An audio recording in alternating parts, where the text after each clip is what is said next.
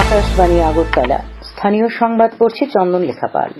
এখনকার বিশেষ বিশেষ খবর হল, রাজ্যের উন্নয়নের অগ্রগতি নিয়ে সন্তুষ্টি প্রকাশ করেছেন নীতি আয়োগের সদস্য ড ভি কে সারস্বত। জেআরবিটি পরীক্ষা উত্তীর্ণ বেশ কয়েকজনকে আজ অফার লেটার দেওয়া হয়েছে।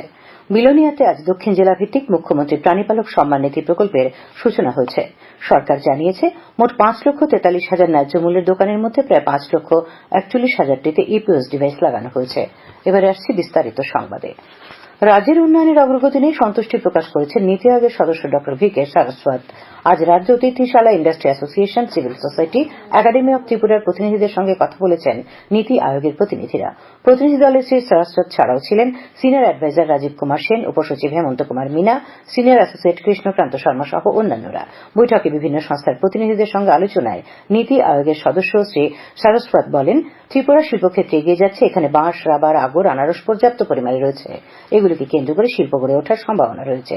তিনি আরও বলেন, ত্রিপুরার যোগাযোগ ব্যবস্থা যথেষ্ট উন্নতি ঘটেছে। শিল্পের উন্নয়নে প্রয়োজন অনুযায়ী নীতি আয়োগ রাজ্যকে সহযোগিতা করবে বলে জানান তিনি। শিল্পের উন্নয়নের জন্য বিভিন্ন সমস্যার কথা শোনেন নীতি আয়োগের 7 প্রতিনিধি। বৈঠকে ড সারস্বত বলেন,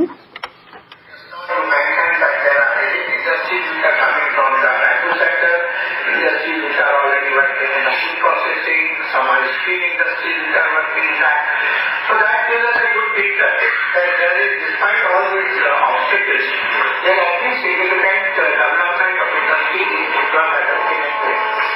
But our intention is to take it from what it is today to a much higher level, so that the state's GDP, industry contributes significantly. উল্লেখ্য, নীতি আয়োগের 7 প্রতিনিধি দুদিনের সফরের প্রথম দিনে গতকাল মুখ্যমন্ত্রী এবং মুখ্য সচিবের সঙ্গে বৈঠক করেন। সমবায় ও সংখ্যালঘু উন্নয়ন মন্ত্রী শুক্লাচরণ নোয়াতিয়া আজ প্যালেস কম্পাউন্ড স্থিত রেজিস্টার অব কোঅপারেটিভ সোসাইটির কনফারেন্স হলে জেআরবিটি পরীক্ষায় এলডিসি পদে উত্তীর্ণদের মধ্যে 57 জনের হাতে অফার লেটার তুলে দেন। এর মধ্যে সমবায় দপ্তরের রয়েছেন 52 জন এবং সংখ্যালঘু উন্নয়ন দপ্তরের রয়েছেন 5 জন। এই উপলক্ষে মন্ত্রী শ্রী নোয়াতিয়া বলেন, বর্তমান রাজ্য সরকার প্রতিষ্ঠিত হওয়ার পর বেকারদের আত্মনির্ভর করতে বহু পদক্ষেপ নিয়েছে। তাদের স্বার্থে নিয়োগ নীতিও পরিবর্তন করা হয়েছে। এছাড়া জেআরবিটির মাধ্যমে প্রতিটি নিয়োগ স্বচ্ছতার সঙ্গে করা হয়েছে বলে তিনি জানান। সেই স্বচ্ছতা বজায় রেখে আগামী দিনেও রাজ্যের বেকারদের প্রতিষ্ঠিত করতে সরকার কাজ করে যাবে বলে তিনি আশ্বাস দেন। তিনি নবনিযুক্ত কর্মীদের সততা ও নিষ্ঠার সঙ্গে কাজ করার পরামর্শ দেন। অনুষ্ঠানে অন্যান্যদের মধ্যে কোঅপারেটিভ সোসাইটির রেজিস্ট্রার এসমব, সংখ্যালঘু উন্নয়ন দপ্তর অধিকর্তা ডি দেববর্মা সহ অন্যান্যরা উপস্থিত ছিলেন। এদিকে পরিবহন মন্ত্রী সুশান্ত চৌধুরী আজ পরিবহন দপ্তরে জেআরবিটি পরীক্ষায় এলডিসি পদে উত্তীর্ণদের মধ্যে 8 জনের হাতে অফার লেটার দিয়েছেন। এই উপলক্ষে সচিবালয়ের কনফারেন্স হলে আয়োজিত সংক্ষিপ্ত অনুষ্ঠানে মন্ত্রী শ্রী চৌধুরী চাকরি প্রাপকদের সততা ও নিষ্ঠার সঙ্গে কাজ করার পরামর্শ দেন। তিনি বলেন, বর্তমান রাজ্য সরকার চায় প্রতিটি নাগরিক যেন আত্মনির্ভর হতে পারেন। তার লক্ষ্যে স্বচ্ছতার সঙ্গে বিভিন্ন শূন্য পদে কর্মী নিয়োগ করা হচ্ছে। অনুষ্ঠানে পরিবহন দপ্তরের সচিব ইউকে চাকমা, অতিরিক্ত সচিব সুব্রত চৌধুরী সহ অন্যান্যরা উপস্থিত ছিলেন। প্রাণী সম্পদ বিকাশ দপ্তরের মন্ত্রী সুধাংশু দাস আজ দক্ষিণ জেলার বিলোনিয়া টাউন হলে দক্ষিণ জেলা ভিত্তিক মুখ্যমন্ত্রী প্রাণীপালক সম্মান নিধি প্রকল্পের সূচনা করেন। উদ্বোধকের ভাষণে তিনি বলেন, প্রাণীপালকদের অর্থনৈতিকভাবে সচ্ছল করার লক্ষ্যে এই প্রকল্প চালু করা হয়েছে। প্রাণীপালকদের উৎসাহিত করে বিশেষ করে গ্রামীণ অর্থনীতিকে মজবুত করার লক্ষ্যে এই প্রকল্প বাস্তবায়নের উদ্যোগ নেওয়া হয়েছে। বিধায়ক মাইলা ফ্রুমক, স্বপ্না মজুমদার, প্রাণী সম্পদ বিকাশ দপ্তরের প্রধান সচিব বিএস মিশ্র, দক্ষিণ জেলার জেলাশাসক সাজু ওয়াহিদ আহমেদ প্রমুখ অনুষ্ঠানে উপস্থিত ছিলেন। অনুষ্ঠানে প্রাণী পালনের আধুনিক পদ্ধতিগুলি সম্পর্কে জনগণকে অবহিত করা হয়। অনুষ্ঠানে মৎস্য চাষী ও প্রাণী পালকদের এই প্রকল্পের মাধ্যমে ঋণ দেওয়া হয়েছে।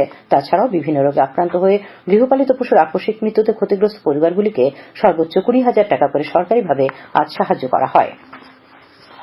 বিধায়ক সুশান্ত দেব বলেছেন, কৃষকদের সঠিক সম্মান প্রদানের পাশাপাশি কৃষিক্ষেত্র বিজ্ঞানকে প্রয়োগ করে আরো বেশি সাফল্য পেতে চায় বর্তমান সরকার। সরকার চায় কৃষকরা যেন তাদের উৎপাদিত ফসলের সঠিক মূল্য পান। তার জন্যই সরকারি সহায়ক মূল্যে বছরে 2 বার কৃষকদের কাছ থেকে ধান কিনছে বর্তমান সরকার। আজ সিপাহীজলা জেলার বিশালগড় মহকুমার গোকুলনগর এলাকায় ধান সংগ্রহ কেন্দ্রে ধান ক্রয় কর্মসূচির উদ্বোধন করে তিনি কথা বলেন। বিশালগড় মহকুমার এই কেন্দ্রটিতে আগামী 28 তারিখ পর্যন্ত এবং মহকুমাধীন বিশ্রামগঞ্জ মিনি স্টেডিয়ামে আগামী মাসের 2 তারিখ থেকে 5 তারিখ পর্যন্ত চলবে খারিফ মৌসুমের ধান ক্রয়। আজকের অনুষ্ঠানে উপস্থিত ছিলেন কমলাসাগর বিধানসভা কেন্দ্রের বিধায়ক অন্তরা দেব সরকার, বিশালগড়ের মহকুমা শাসক রাকেশ চক্রবর্তী, বিশালগড় ব্লক পঞ্চায়েত সমিতির চেয়ারপারসন সন্ধ্যা দেববর্মা সহ অন্যান্য আধিকারিকরা। খবর প্রচারিত হচ্ছে আকাশবাণীর আগরতলা কেন্দ্র থেকে। সরকার আজ লোকসভায় জানিয়েছে যে মোট 5,43,000 ন্যায্য মূল্যের দোকানের মধ্যে প্রায় 5,41,000টিতে ইপিওএস ডিভাইস লাগানো হয়েছে।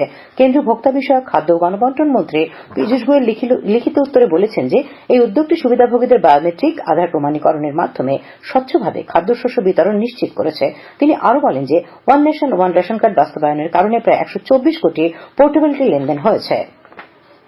রেলমন্ত্রী অশ্বিনী বৈষ্ণব আজ বলেছেন যে অমৃত ভারত স্টেশন প্রকল্পের অধীনে মোট 1,309টি রেল স্টেশনের উন্নয়নের জন্য নির্দিষ্ট করা হয়েছে। লোকসভায় এক প্রশ্নের জবাবে রেলমন্ত্রী বলেন এই ধরনের 560টিরও বেশি নির্বাচিত স্টেশনে কাজ শুরু হয়েছে। তিনি বলেন যে মন্ত্রক অমৃত ভারত স্টেশন প্রকল্পের অধীনে শহর ও রেলের সঙ্গে সংযোগের জন্য ট্রাফিক পরিকল্পনা এবং মাস্টার প্ল্যান নিয়ে কাজ করছে। তিনি আরও বলেন এনডিএ সরকার দেশে নতুন রেলপথ বসানোর কাজ বাড়িয়েছে। গত 9.5 বছরে 25,000 কিলোমিটার নতুন রেলপথ চালু করা হয়েছে। মন্ত্রী বলেন বর্তমান সরকারের আমলে প্রতিদিন 14 কিলোমিটার রেলপথ স্থাপন করা হচ্ছে। উল্লেখ্য আমাদের রাজ্যের উদয়পুর, কুমারঘাট ও ধর্মনগর রেল স্টেশন অমৃত ভারত প্রকল্পের আওতাভুক্ত হয়েছে। জনজাতি বিষয়ক মন্ত্রী অর্জুন মুন্ডা আজ বলেছেন যে জনগণের অংশগ্রহণ 2047 সালের মধ্যে স্বাস্থ্যের ক্ষেত্রে একটি আত্মনির্ভর ভারত নিশ্চিত করবে। তিনি আজ নতুন দিল্লিতে সাংবাদিকদের বলেন যে আয়ুষ্মান ভারত জন আরোগ্য যোজনা সরকারের সবচেয়ে বড় স্বাস্থ্য কর্মসূচিগুলির মধ্যে একটি। তিনি বলেন জন আরোগ্য যোজনা সাধারণ মানুষকে চিকিৎসা খরচ সম্পর্কে নিরাপত্তা দেয়। তিনি আরও বলেন সারা দেশে 1 লক্ষেরও বেশি জন আরোগ্য মন্দির সফলভাবে চলছে। তিনি বলেন গত 9 বছরে স্বাস্থ্যক্ষেত্রে ব্যাপক অগ্রগতি ঘটেছে। মন্ত্রী বলেন স্বাস্থ্য সরকারের অন্যতম অগ্রাধিকার। ভারতকে সুস্থ রাখতে তরুণদের ভূমিকা তুলে ধরে শ্রী মুন্ডা বলেন যে প্রধানমন্ত্রী নরেন্দ্র মোদী যুবকদের ফিট ইন্ডিয়া আন্দোলনে যোগ দেওয়ার আহ্বান জানিয়েছেন। তিনি বলেন দেশের প্রতিটি নাগরিক যেন সুস্থ থাকে এবং তা বাস্তবায়নে সরকার অঙ্গীকারবদ্ধ। বিকশিত ভারত সংকল্প যাত্রার ভ্রাম্যমাণ সচেতনতামূলক ভ্যান বা আইসি ভ্যান আজ ঊনকোটি জেলার ফটিকরায় বিধানসভা কেন্দ্রের অধীন পূর্ব রাতাছড়া এলাকা পরিক্রমা করে। স্থানীয় জনগণ বিপুল উৎসাহ উদ্দীপনার মধ্য দিয়ে ভ্যানকে স্বাগত জানায়। আগামী 2047 সালের মধ্যে ভারতকে বিকশিত রাষ্ট্র গড়ে তুলতে শপথ বাক্য পাঠ করা হয়। এই উপলক্ষে 8টি পরিষেবা প্রদানকারী স্টল খোলা হয়। প্রধানমন্ত্রী বিশ্বকর্মা যোজনার নাম পঞ্জীকরণ থেকে শুরু করে নানা পরিষেবা দেওয়া হয়। ভারত সরকারের জল জীবন মিশন প্রকল্পে 100% বাস্তবায়নের জন্য পূর্ব রাতাছড়া পঞ্চায়েতকে শংসাপত্র প্রদান করা হয়। এদিকে সংশ্লিষ্ট বিধানসভা কেন্দ্রের অন্তর্গত সায়দারপাড় পঞ্চায়েতেও আজ বিকশিত ভারত সংকল্প যাত্রা উপলক্ষে 7টি পরিষেবা প্রদানকারী স্টল খোলা হয়। এখানে আধার কার্ডের সংশোধনী, আয়ের শংসাপত্র প্রদান সহ 2 জনকে কিষাণ ক্রেডিট কার্ড দেওয়া হয়েছে। সিপাহীজলা জেলার বক্সনগর ব্লকের রহিমপুর গ্রাম পঞ্চায়েতের রহিমপুর পঞ্চায়েত অফিস সংলগ্ন এলাকায় এবং পুটিয়া গ্রাম পঞ্চায়েতের পুটিয়া উচ্চ বিদ্যালয়ে আজ বিকশিত ভারত সংকল্প যাত্রা ও প্রতি ঘরে সুশাসন দ্বিতীয় পর্বের কার্যক্রম হয়। 2টি কার্যক্রমে আইসি ভ্যান থেকে প্রচারিত হয়েছে রাজ্য ও কেন্দ্রীয় সরকারের উন্নয়নমূলক বিভিন্ন প্রকল্পের তথ্যচিত্র।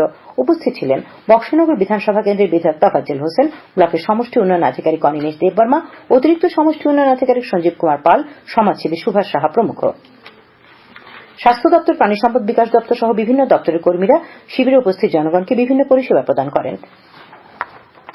কৈলাসহর পুর পরিষদের চেয়ারপারসন চক্ররানী দেবরায় আজ ঊনকোটি কলাক্ষেত্রে আয়ুষ্মান ভারত স্কুল স্বাস্থ্য সুস্থতা কর্মসূচি বিষয়ক ঊনকোটি জেলাভিত্তিক কর্মশালার উদ্বোধন করেন। প্রধান অতিথির ভাষণে ঊনকোটি জেলা পরিষদের সভাধিপতি অমলেন্দু দাস বলেন প্রধানমন্ত্রী নরেন্দ্র মোদী নেতৃত্বাধীন বর্তমান কেন্দ্রীয় সরকার গোটা দেশে স্কুল পড়ুয়া শিক্ষার্থীদের স্বাস্থ্য সুরক্ষায় যত্নশীল। এই কর্মসূচিতে শিক্ষক শিক্ষিকারা স্বাস্থ্য সুস্থতার দূত হিসেবে কাজ করছেন। আজকের কর্মশালায় ঊনকোটি জেলার বিভিন্ন বিদ্যালয় থেকে প্রধান শিক্ষক ও প্রধান শিক্ষিকারা অংশ নেন।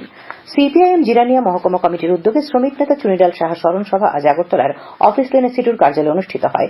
উপস্থিত ছিলেন সিপিআইএম পলিট ব্যুরো সদস্য মানিক সরকার, সিটু রাজ্য সভাপতি মানিক দে, সম্পাদক শঙ্কর প্রসাদ দত্ত সহ অন্যান্যরা।